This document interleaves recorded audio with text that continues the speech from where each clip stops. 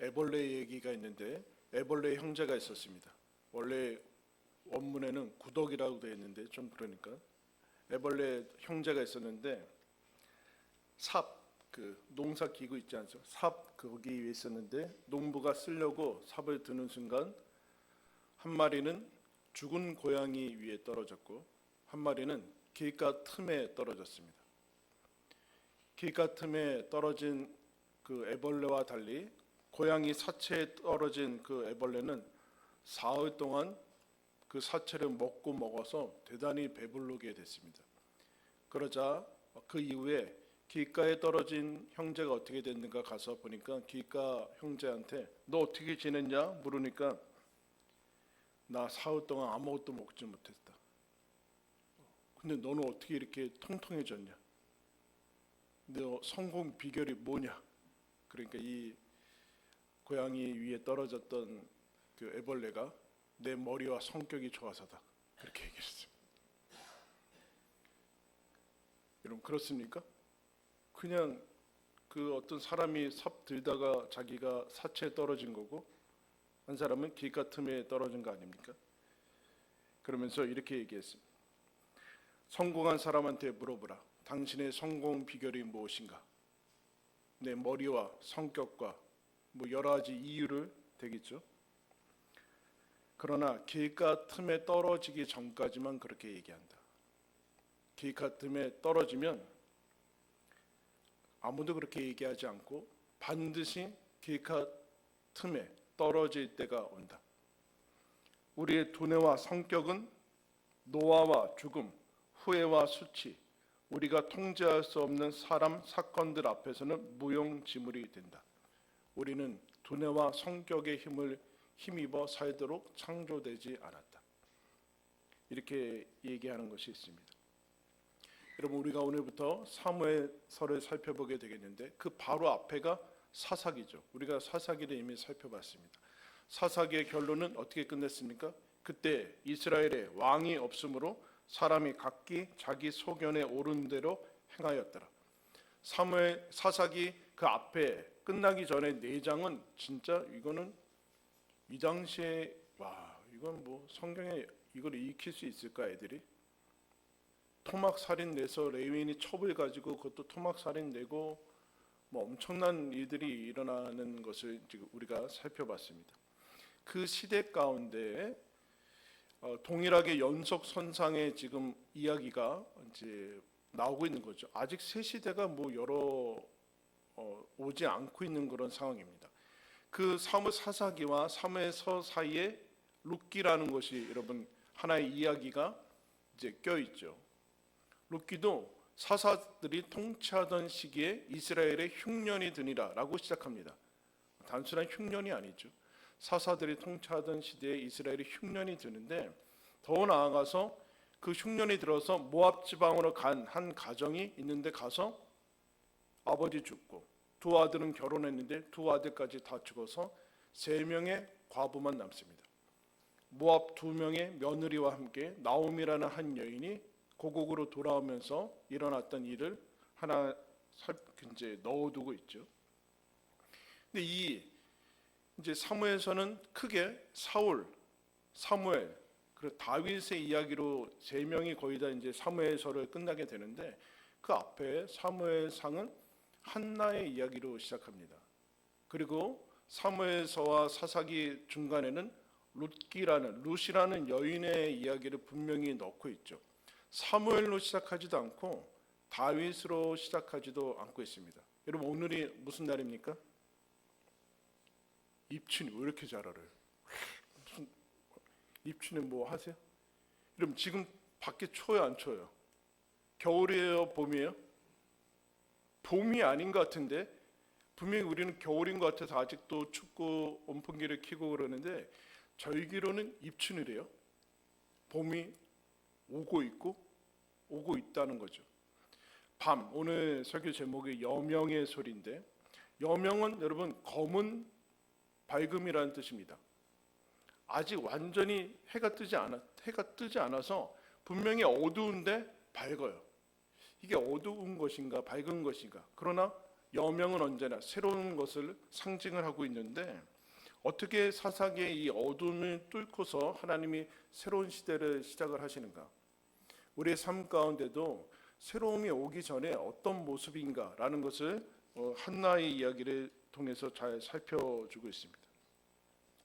한나가 이제 에브라임 사람의 아주 뼈대 있는 가문의 며느리였어요.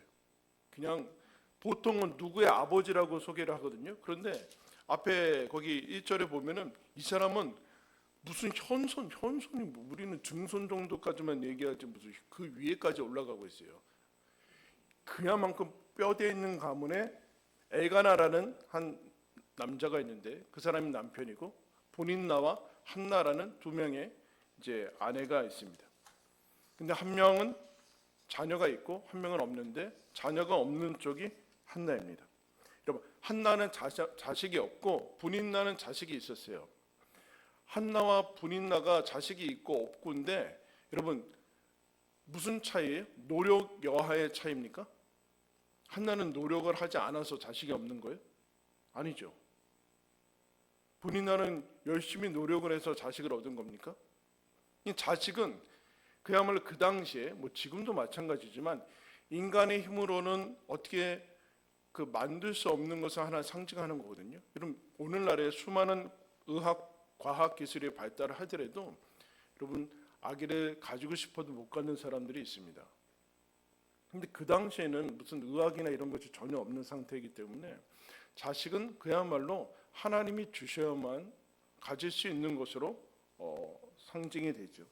그러면 한나와 분인나의 차이는 노력 차이도 아니죠.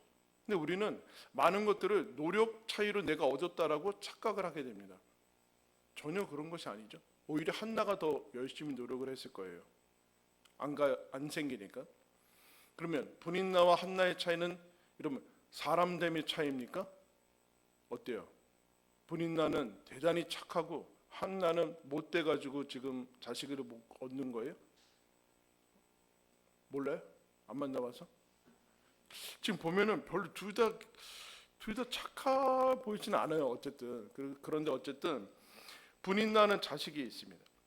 근데 우리는 뭔가를 얻고 무엇이 되고 안 되고가 내가 노력을 해서 저 사람 노력을 안 해서 저 사람은 나빠서 나는 착해서라는 이 아주 간단한 공식으로 처리하려고 하는데 그러면 대단히 위험해집니다. 그런데 여러분 어쨌든 지금 분인나는 복의 상징으로 여겨지는 자식이 있어요. 한나는 없습니다. 근데 한나에게 있는 것이 있어요. 뭐가 있을까요? 10절에 보면 10절에 한나가 마음이 어때요? 괴롭다. 여호와께 기도하고 통곡했다. 11절에 만군의 여호와여 만일 주의 여종이 고통이 있고 15절에 나는 마음이 슬픈 여자라. 16절에 나의 원통함과 격분됨이 많다. 이 사람은 괴로움, 통곡, 고통, 슬픔, 원통함, 격분. 한나가 부자예요. 부자. 다 있어요. 다. 이거 뭐 한두 개만 있어야 되는 거 아닙니까?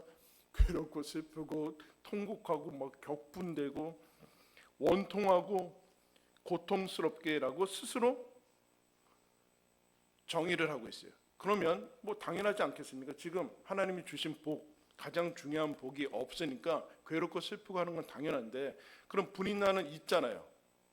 그 하나님의 복이 몇 명이라고 표현은 안 됐지만 한 명은 아니에요. 많아요. 한나는 한 명도 없는 자식이 많다고요. 그러면 분인나에게 예상되는 있어야 되는 것은 뭐예요? 한나에 반대되는 거, 기쁘고 감사하고 즐겁고 너무 행복하고 이게 있어야 될 거 아니에요. 분인나한테. 그죠? 분인나는 있으니까 당연히 지금 한나는 괴로운데 이 사람은 즐겁고 기쁘고 감사하고 찬양하고 웃음이 있고 이것이 그렇게 연결이 될 거라 생각하는데 여러분 분인나한테는 뭐가 있습니까? 이상한 게 있어요. 5절에 보면 5절 후반절에 여호와께서 그에게 한나에게 임신하지 못하게 하시니 6절에 또 반복해요. 여호와께서 그에게 임신하지 못하게 하심으로 그의 라이벌 적수인 분인나가 그를 심히 격분하게 하여 괴롭게 하더라. 여러분 보통이 없는 사람들이 괴롭히는 거 아닙니까? 근데 누가 괴롭히고 있어요? 행복하고 복받고 기쁘고 감사하고 즐거워서 이거 뭐 누리는 것만으로도 충분하려고 생각하는 그 브린나에게는 그것이 없고 아무것도 없는 이 한나를 괴롭히고 소금에 상처에 소금 뿌리는 거죠. 해봤어요 한번? 이런 어릴 적에 지렁이한테 소금 뿌려봤어요? 그럼 막 지렁이 막 다 터지고 그만해야겠다. 조롱하고 소금 뿌리고 비난하고 이렇게 얘기하죠. 그럼 이상하지 않습니까? 분명히 하나님께 복을 받아서 한나가 없는 것이 있으면은 이 복이 그야말로 대단히 긍정적인 것으로 나눠지고 흘러갈 것 같은데 그렇지 않습니다. 우월감과 없는 사람 앞에서 너 없지? 라고 자랑하는 것 밖으로는 이게 연결을 시키지 못하고 있어요. 너 없지? 나는 있는데. 이것밖에는 이런 식으로밖에는 이것을 누리지를 못하고 있어요. 이게 과연 복인가? 분명히 복은 맞는 것 같은데 이게 왜 이렇게 되는가? 공로의식에 빠진 거죠. 공로의식은 뭘까요? 내가 이런 건 내가. 나에게 원인을 찾습니다. 이게 하나님하고 연결을 잘 시키지 못하는 부분이에요. 그래서 뭔가 어떤 조건이 어떤 사람보다 월등하게 많고 이것 자체가 복이라고 생각하면 오산입니다. 그 복은 언제나 이 잘못된 방향으로 흘러갈 수 있어요. 그런데 여기 우리를 시험 들게 하는 부분이 있죠. 아까 우리가 읽었듯이 5절과 6절에 한나가 임신하지 못하는 원인을 굳이 이렇게 표현하고 있습니다. 하나님이 임신하지 못하게 한다. 하나님이 생명의 다른 통로는 없다는 거죠. 생명의 다른 통로는 없다는 건데 어쨌든 이건 대단히 어렵게 만드는 거예요. 그러면 여러분 지금 일반적으로 한나가 가질 수 있는 이 하나님 나에게 그 임신하지 못하게 하네? 하니까 그러면 어떻게 해야 돼요? 1차적으로 이 브린나한테 복수를 해야 될 거 아니에요. 어떻게 복수합니까? 우리가 솔로몬 재판 제가 한번 얘기했죠. 얼마 전에. 솔로몬의 재판에서 한 여인이 자기 아들이 죽으니까 옆에 있는 사람 것까지 빼앗아서 같이 가려고 합니다. 빼앗으려고 안 되니까 내가 없으니까 저 사람도 죽어야 된다. 없어야 된다. 같이 죽자. 이렇게 가야 되는 건데 한나도 원래 그렇게 갈 수 있겠죠. 한나가 원래 브린나 같은 상태라면 그래? 내가 자식이 없으니까 너도 없어야 되겠다 하면서 뭐 엘가나를 시켜가지고 저 여자 쫓아내라고 하던가 뭐 어떻게든 해야 될 거 아닙니까? 근데 그렇게 하던가 아니면 하나님께서 나에게 임신하지 못하게 하니까 하나님께 대한 반역과 복수심으로 내 삶을 완전히 자포자기하던가 체념해서 막 망가뜨리는 쪽으로 갈 수 있겠죠. 이게 브린다가 가고 있는 그런 방식인데 근데 그렇게 하지 않는 모습을 보게 됩니다. 브린다는 분명히 하나님께서 주신 것이라고 누구나 인식할 수 있는 것을 인식하지 못하고 하나님이 주신 복에 이리 서서히 마치 온도가 올라가서 익어서 죽는 개구리처럼 그럭저럭 자기 한계에 부딪히지 않고 살아가고 있어요. 즉 하나님을 만나지 않고 하나님을 찾지 않고도 살 수 있는 방편으로 하나님이 주신 복을 만들고 있어요. 우리 기도 제목이 그럴 수 있습니다, 여러분. 우리 기도 제목 대단히 다 어렵고 우리를 고통스럽게 하는 것 아닙니까? 근데 그 고통스러운 것이 사라지면서 우리에게 어떤 어려운 점들이 유혹으로 다가오는가 더 이상 하나님과 관련이 없게 돼요. 그래서 이미 받은 복들을 여러분들이 그 복 안에서 취해가지고 죽지 않으려면 어떻게 되는가? 그 복 받은 것 가지고 끊임없이 하나님과 연결을 시키면서 감사하면서 이걸 사명으로 승화시켜야 돼요. 그렇지 않으면 그 복 가운데 하나님이 다 불어버리십니다. 그냥 약속의 땅에서 망하잖아요. 이스라엘 땅이 여러분 이스라엘이 광야에서 망하는 게 아니에요. 이스라엘 땅에 들어가서 그 땅에 들어가서 제일 풍족할 때 망합니다. 그런데 놀라운 지점은 한나가 이런 복수나 체념이나 자포자기로 들어가지 않고 놀라운 9절과 10절 나옵니다. 우리 10절 말씀 함께 읽겠습니다. 한나가 마음이 괴로워서 여호와께 기도하고 통곡하여 그날도 9절에 보면은 실로에서 이 여인이 한나가 올라가자 오늘 매년 그 하나님 앞에 올라가는 거니까 이제 실로라는 그 당시 다윗이 언약궤와 성전을 짓기 전에 솔로몬이 짓기 전에 신앙의 중심지가 실로인데 매년 올라가서 하나님 앞에 제사 드리는 그때마다 더 이제 분노를 일으키는 상태인데 그때도 먹지 않고 있으니까 남편이 와서 한나한테 위로하고 그런 모습을 하면서 이때는 먹고 기운을 차린 다음에 어떻게 하는가 하나님 앞에 기도하러 갑니다. 여러분 마음이 괴로워서 어떻게 하는가 하나님 앞에 가지고 가요. 기도하고 통곡하는 거. 한번 따라했습니다. 하나님께 가져가라. 여러분 여기가 터닝 포인트. 하나님께 가져가는 거. 이게 쉬우면서 어렵습니다.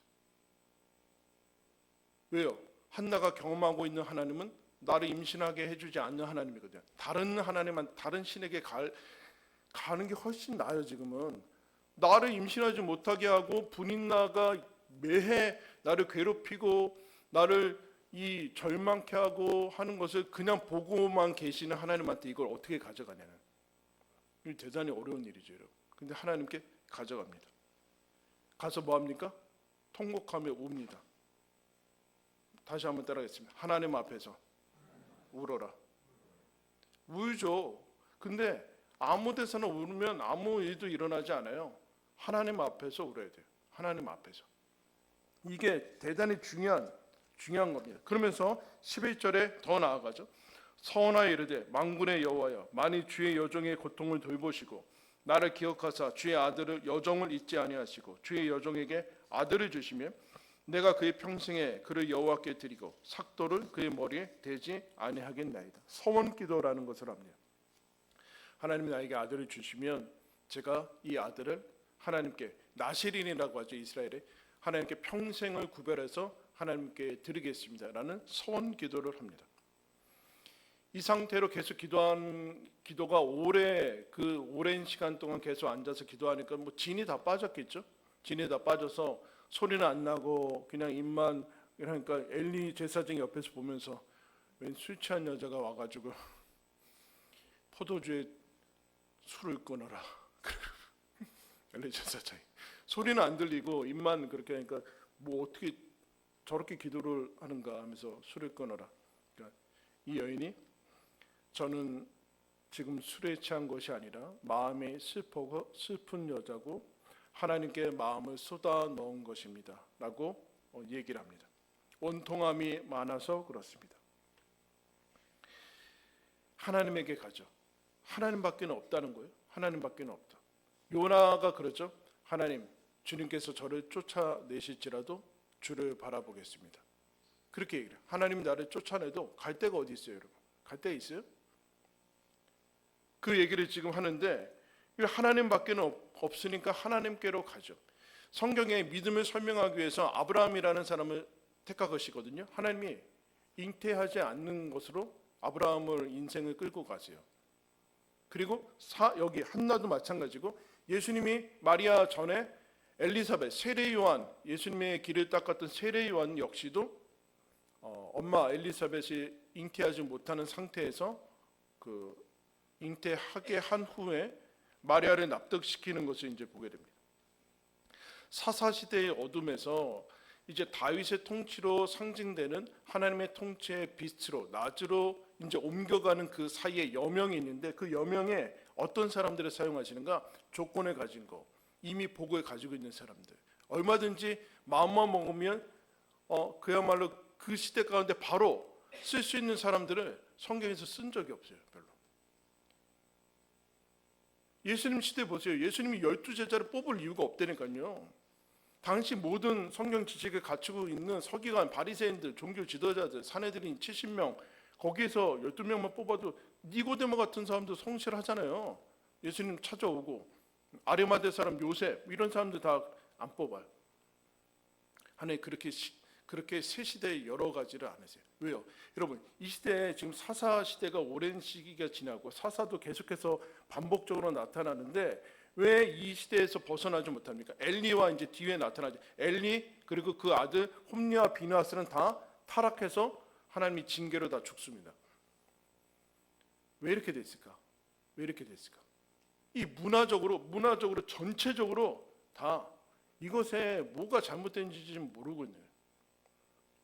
어떤 것이 잘못됐는지 잘 모르고 하나님과 연결시키지 못하는 이런 어려운 점들이 있는데, 거기에서 하나님이 어떻게 합니까? 룻과 한나를 어떻게 집어넣는가? 벼랑 끝으로 모으세요. 그냥 막다른 골목으로 이 사람들은 몰아넣는다니까요. 그래서 룻은 어떤 사람입니까? 이방 여인이에요. 야, 이거 참을 수 없는 거죠, 여러분. 인정할 수 없는 거예요, 이스라엘 사람한테는. 이방 사람도 인정하지 못하는데 이방 여인? 이건 정통성 인정할 수 없는 그 하나님이 일하시며, 근데 하나님이 그걸 굳이 집어넣으십니다. 그래서 룻 앞으로 몇 장 넘어가시면 룻기 1장에 나오는데,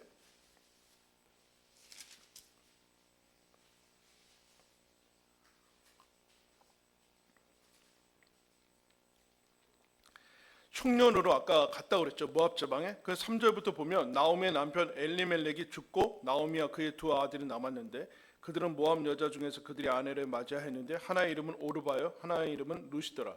그들이 거기에 거주한 지 10년쯤에 말론과 기론, 이 아들 이름이죠, 두 사람이 죽고 그 여인은 두 아들과 남편 뒤에 남았다. 3명의 여인이 남습니다. 그때 모압 지방에서 여호와께서 자기 백성을 돌보시고 그들에게 양식을 주셨, 이스라엘에 양식을 주셨다음을 듣고 이제 일어나서 나오미랑 함께 며느리와 함께 모압 지방에서 돌아오려고 하다가 하는 중에 나오미가 갑자기 마음이 아픈 거죠. 돌아오는 땅에 7절에 돌아오려는 그 땅에 가다가 8절에 나오미가 두 며느리에게 이르되 너희는 각기 너희 어머니의 집으로 돌아가라. 너희가 죽은 자들과 나를 선대한 것 같이 여호와께서 너희를 선대하기를 원하며 여호와께서 너희에게 허락하사 각기 남편의 집에서 위로를 받게 하시기를 원하노라 하고 그들에게 입맞춤에 그들이 소리 높여 울더라. 무슨 뜻일까요? 지금 이스라엘의 전통은 그 한 아들이 죽으면 그 다음 아들이 이어서 결혼을 해야 되는 것이 법입니다. 이스라엘의 법. 그래서 그 대를 이어야 돼요. 근데 다 죽었네, 아들이. 그럼 아들을 대를 이을 수 있는 사람들은 없어요. 이 사람들이 얼마나 젊은 사람들이겠습니까? 그래서 같이 가면 안 되겠다 해서 돌려보내죠. 돌아가라라고 합니다. 10절에 나오미에게 이르되 두 명이 다 아닙니다. 우리는 어머니와 함께 어머니의 백성에게로 돌아가겠습니다 하니까 나오미가 이르되 내 딸들아 돌아가라. 너희가 어찌 나와 함께 가려느냐? 내 태중에 너희의 남편 될 아들들이 있느냐? 아까 그 얘기죠. 내 딸들아 되돌아가라. 나는 늙었으니 남편을 두지 못할 것이고 혹 소망이 있다 말한다 하더라도 오늘 밤에 아들을 낳는다 하더라도 그걸 어떻게 너희들이 기다리겠느냐? 돌아가라. 13절 후반절에 이렇게 얘기합니다. 여호와의 손이 나를 치셨다. 누가 쳤어요? 우연히 친 게 아니에요. 나오미는 분명히 얘기하고 있어요. 하나님의 손이 나를 치셨으니 내가 마음이 아프다. 돌아가라. 14절에 그들의 소리를 높여 다시 울더니 오르바는 그 시어머니에게 입맞추고 룻은 그를 붙조쳤더라. 한 명은 갔어요. 두 명이 같이 떠났는데 한 명은 돌아가고, 이게 정상적인 거죠. 나오미가 룻이 안 가니까 너희 동서는 그의 백성과 그의 신들에게로 돌아가니 너도 너희 동서를 따라 돌아가라 하니 16절 우리 다 같이 읽겠습니다. 시작. 룻이 이르되 내게 어머니를 떠나며 어머니를 따르지 말고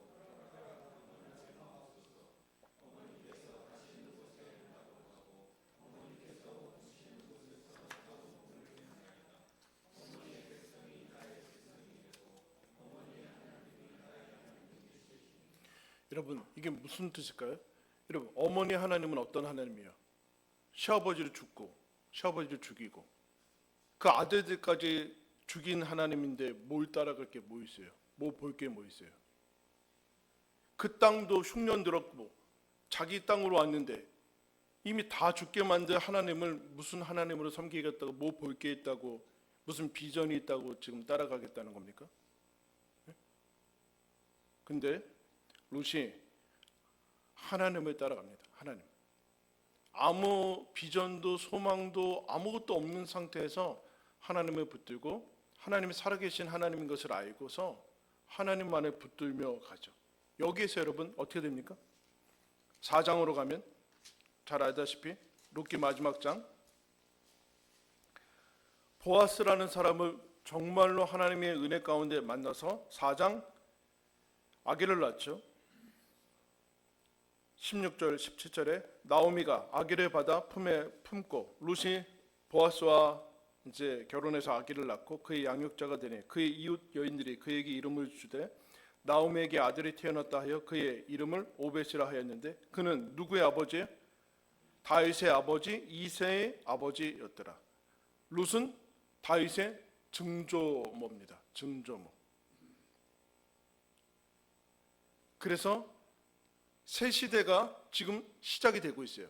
즉 한나와 룻이라는 한 여인의 고통을 통해서, 여러분 지금 얼마나 고통스럽습니까? 가서 빌어 먹을 수도 없는 상태로 갔는데 어쨌든 그 하나님을 만나서 룻이 시어머니를 따라가고, 한나는 지금 아무것도 없는 상태에서 고통과 그 시기를 지나면서 하나님이 다윗을 시작을 하시고 사무엘을 시작을 하시는데 아직 역사와 접점이 일어나지 않아요. 그러나 하나님이 일을 시작하시고 계세요. 아직 어둠이죠. 아직 사사시대예요. 아무런 소망도 없어 보이는 그 시대 때 이미 하나님은 룻이라는 한 여인, 고통을 아는 여인, 한나도 고통을 아는 여인, 그런데 그것을 하나님 앞에 가져가고 하나님 앞에 우는 이 사람들을 통해서 여명이 시작이 되고, 이제 나중에 하나님의 때가 되면 역사와 접점이 일어나서 이제 새 시대가 나오는 것이죠. 여러분, 한나가 임신하지 못한 이유가 무엇일까요? 거꾸로 물으면 이렇게 되겠죠. 하나님이 그에게 임신을 하지 못하게 하는 이유가 무엇일까요? 우리는 결과를 알고 있으니까 결과를 통해서 추적해 보죠. 뭐 하게 하기 위해서요? 기도하기 위해서요. 다른 이유는 없어요.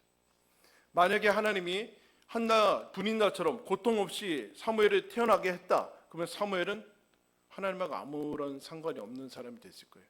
왜요? 하나님께 드리지도 않았을 것이고, 한나는 이것이 하나님께로 왔다라는 생각을 안 하고 당연히 내가 노력을 해서 얻은 것으로 착각해서 그냥 당시에 동일한 사람처럼 살아가게, 하나님 없는 사람처럼 살아가게 될 것이에요. 오늘날 우리 신앙인들이 부족한 게 있습니까? 사실 진짜 우리 한국이 부족한 게 있어요? 어떤 게 부족한 거예요? 신앙, 예수를 믿는데 어떤 게 부족한 거예요? 다 사실은 상대적인 비교에서 부족하다고 하는 거지, 예수 믿는데 부족한 건 없어요. 우리 이렇게 주중에 좀 자유롭게 예배 드릴 수 있는 나라가 얼마나 됩니까? 근데 우리는 이게 행복이라고 생각하지 않죠. 꼭 잃어봐야지, 다 없어져 봐야지 알아야 되는가? 라는 그런 것이 있어요. 근데 한나가 왜 하나님께서 임신하지 그냥 왜 이렇게 어렵게 하실까라는 그 생각이 있어요. 우리도 그냥 좀 바로바로 주시지, 꼭 이렇게 뭐 생색 내면서 하나님이 꼭 기도해야 되나? 긴 시간, 긴 고통의 시간, 이건 뭐 되는 것도 아니고 뭐 아닌 것도 아닌 이 뭐 얘기할 수 없는 이 애매한 시간, 기다려야 되는 시간, 뭔가 조짐이 보여야 되는데 그런 조짐도 하나도 보이지 않는 시간. 그런데 그 안에서 뭘 했을까요? 한나가 아마 모든 인간적인 시도를 다 했을 거예요, 여러분. 영험한데 다 찾아갔을 거예요. 다. 근데 그 모든 것을 할 때까지 다 놔두시고 인간적인 것들을 포기하게 하시고 기도를 오래 했는데도 이루어지지 않는 거. 근데 하나님께 나아가게 하는 것을 하나님이 원하시는 거죠. 결국에는 하나님께 나아가서 하나님밖에는 없는 사람을 한나로 만드십니다. 하나님이 원하는 건 결국 이거밖에 없어요. 아들을 낳는 게 중요한 게 아니에요. 아들을 낳았다, 내 기도가 응답됐다가 아니라 그 응답되는 과정 속에서 하나님을 만나고 하나님은 하나님이시구나, 그것을 만나는 것이, 그걸 원해서 이 막다른 골목으로, 이 어둠 속의 긴 터널로 하나님이 몰아가시는 것을 보게 돼요. 이 어명의 소리죠. 히브리서 5장 7절에 예수님이 육체에 계실 때 자기를 죽음에서 능히 구원하실 이에게 심한 통곡과 눈물로 간구와 소원을 올렸고 그의 경건하심으로 말미암아 들으심을 얻었느니라. 여러분, 예수님 무슨 죄가 있어요? 예수님 무슨 죄가 있습니까? 근데 예수님이 심한 통곡과 눈물로 하나님께 기도를 했대요. 고통을 끌어안으신 거죠. 고통을 끌어안으셔서 그 긴 시간과 그런 것들을, 이게 새 시대를 여는 소리예요. 소리. 하나님 앞에서 울고 통곡하고 기도하고, 나는 그런 것이 없다 하면은 저건 내 이야기가 아니야. 그렇게 하지 않고 고통을 끌어안고, 그건 저들만의 얘기지. 그럼 분인나는 한나의 고통에 관심이 없습니다. 웬 보내는 자식이 있으니까. 근데 고통을 끌어안고 저것이 내 이야기다라고 끌어안는 사람들에 의해서만 새롭게 생기더라. 근데 여러분, 한나가 놀랍죠? 한나가 기도한 다음에 엘리가 뭐라고 그래요? 엘리가 타락한 제사장임에도 하나님께서 그 기능은 아직도 쓰게 하시면서 그 17절을 보시면 뭐라고 그래요? 한나의 기도에 17절에, 사무엘상 17절, 1장 17절, 평안에 가라, 이스라엘의 하나님이 내가 기도하여 구한 것을 허락하기를 원하노라. 축복하죠. 평안에 가라. 그러니까 근데 18절 우리 다 같이 읽겠습니다. 시작. 이르되 당신의 여종이 당신께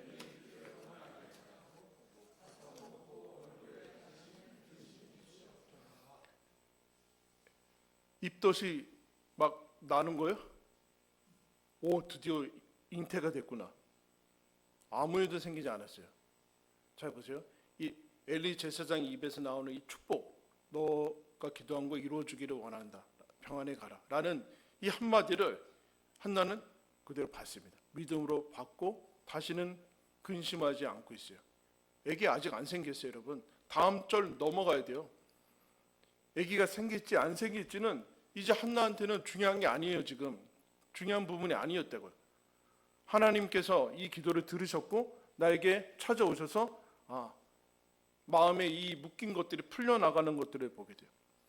아무것도 없어도 하나님의 임재로 충만해야지만 그 다음에 사무엘이 생길 때 이거 놓지 않을 수 있어요. 그렇지 않고서 사무엘이 생기죠. 이 집착은 이제 끝나는 거예요. 사무엘, 이제 그냥 이 사무엘 때문에 한나도 망하고 사무엘도 망하는 거예요. 이 그동안에 없다가 생기면 이 집착은 감당할 수 없거든요. 근데 이제 하나님이 아무것도 생기지 않은 상태에서 이미 한나는 평안해졌어요. 하나님이 이거 원하시는 거예요. 이거. 그럴 수 있냐? 너는 아무것도 없어도 그럴 수 있냐? 하나님이 아브라함을 100세까지 몰고 가신 다음에 이삭을 주시거든요. 그 다음에 또 바치래네요. 그 갖다 바쳐요. 아브라함이. 놀라운 거 아니에요, 여러분? 아브라함은 이삭에 매여 있지 않았어요. 하나님에게 매여 있어요. 하나님에게. 그러니까 여러분들이 소중하게 여기는 그 모든 것 무엇인지 상관없어요. 거기에 매여 있으면 여러분도 죽고 그것도 죽어요. 복이 아니에요. 분인나처럼 밖에는 살아갈 수밖에 없어요. 근데 한나가 그것을 벗어나죠. 어떻게 해요? 고통을 통해서 벗어나요. 그럼 그냥 고통 얻는다고 되지 않는다고 했어요. 고통만 받으면 한만 쌓여요. 한만. 상처밖에는 쌓이지 않아요. 근데 그 하나님 앞에 가지고 가야 된다. 가지고 가야 된다. 엘리야라는 사람이 있는데 엘리야가 기도하니까 여러분 3년 가까이 비가 안 오네요. 그래서 아합이 지명수배에 걸고서 엘리야 죽인다고 잡아라. 그러니까 계속 숨어있다가 결국에 이제 역사 가운데 나타나서 갈멜산 전투로 바알 아세라 선지자 이제 정화시키고 그 다음에 아합한테 아합이여 올라가서 밥 먹고 계십시오. 큰 빗소리가 들립니다. 뭔 하늘이 맑은데 무슨 큰 빗소리야. 저것도 어떻게 저걸 죽이나. 근데 밥 먹고 있으니까 엘리야가 그 소리하고서 큰 빗소리가 들립니다 하면서 자기 이제 종한테 그 갈멜산 꼭대기에 올라가서 얼굴을 파묻고서 기도합니다. 사환한테 저쪽 가서 야 구름이 보이냐? 안 보입니다. 다시 갔다 와라. 7번 보내요. 7번. 그래서 마지막 7번에 가니까 그 사원이 엘리야한테 손바닥만한 구름이 보입니다. 손바닥만한 구름이 무슨 큰 빗소리가 됐다. 아합이여, 큰 비 올 거니까 빨리 마차 타고 내려가십시오 하면서 좀 있다가 큰 빗소리가 들립니다. 너무나 많이 내려서 아합은 막 달려가고, 엘리야는 하나님의 능력으로 아합 앞에서 뛰어가요. 아합은 마차 타고 가는데 엘리야는 막 뛰어가요. 근데 그게 중요한 게 아니라 아무런 맑은 하늘에 큰 소리를 엘리야는 듣는다니까요. 어떻게 들어요? 어떻게? 비가 오는 소리를 어떻게 듣습니까? 어둠 속에서 어떻게 태양이 뜨는 소리를 듣습니까? 하나님 앞에 서 있다. 하나님 앞에 서 있다. 광야를 지나며라는 찬양이 있는데 그 가사가 이렇습니다. 왜 나를 깊은 어둠 속에 홀로 두시는지, 어두운 밤은 왜 그리 길었는지, 나를 고독하게, 나를 낮아지게, 세상 어디도 기댈 곳이 없게 하셨네. 주님만 내 도움이 되시고, 주님만 내 빛이 되시는, 주님만 내 친구 되시는 광야, 주님 손 놓고는 단 하루도 살 수 없는 것, 내 자아가 산산이 깨지고 높아지려 했던 내 꿈도 주님 앞에 내려놓고 오직 주님 뜻만 이루어지기를, 나를 통해 주님만 드러내기를. 이게 광야라고. 여러분, 우리는 이후에 한나가 잉태한 것을 알고 있습니다. 그죠? 한나가 잉태한 것을 알고 있어요. 근데 한나는 지금 알아요? 몰라요. 근데 뭘 알고 있을까요? 지금 이 고통, 이 기다림, 이 계속해서 당하는 이 슬픔, 통곡, 이것이 언제 끝날지를 모르고 있어요. 그런데 한나는 하나님 앞에 나오면서 이제 이것을 다르게 보고 있어요. 이 문제는, 이 고통은 하나님이 나에게 하나님께로 나오라는 사인이에요. 부르십니다. 그 문제를 가지고 나오지만 너 문제를 집착하면 안 되고 문제를 넘어서 나를 바라봐야 된다. 문제만 가지고 있으면, 문제만 보고 있으면, 문제 풀리면 하나님을 찾지 않아요, 여러분. 문제는 하나님께로 나오라는 사인이지 문제에 집착하라는 사인이 아니에요. 너 힘으로는 살 수 없을 것이다. 하나님께 가지고 올 때 역전이 일어날 거예요. 어떤 역전이 일어나는가? 기도가 응답이 될 것이고 그것을 넘어서 응답이 될 거예요. 여러분, 한나는 사무엘을 받아요. 그러나 하나님께 다시 드려요. 없는 거나 마찬가지예요. 사실은 없는 거나 마찬가지인데 다 얻은 거죠. 다 얻은 거나 마찬가지예요. 그러면서 이 고난의 통과 시기, 우리가 감당할 수 없는 이 어둠과 아직 해가 뜨지 않은데 밤은 아니고 봄은 오고 있는 것 같은데 아직 겨울인 이때를, 이 고난의 시기를 어떻게 보내야 되는가? 지금은 보이지 않아도 하나님을 기다리는 시간이다. 하나님은 오고 계시다. 소리가 들리지 않아도 하나님은 오고 계시고 태양은 뜰 것이고 이 고통은 없어질 것이다. 하나님 앞에 눈물 흘리면서 하나님의 임재를 구하고 하나님의 임재로 충만하고 하나님이 함께 하심만으로 만족하는 그 순간까지 나를 몰아가시는 것을, 하나님이 인도하시는 것을 알고 그 시대 속에서 여명의 소리를 듣는 것이죠. 하나님 앞에서. 그러니까 여러분, 고통과 혹 고통이 없을지라도 하나님 앞에 기도하며 때로는 눈물을 흘리며 통곡하며 그 시기가 불필요한 시기가 아니라 그것을 통해서 하나님이 새로운 새벽을 가져오신다라는 것을 기억하면서 우리가, 그리고 우리 교회가, 저와 여러분의 인생이 그 하나님의 일하심에 붙들려 있는 것을 기억하며 살아가시기를 예수님의 이름으로 축원합니다. 기도하겠습니다.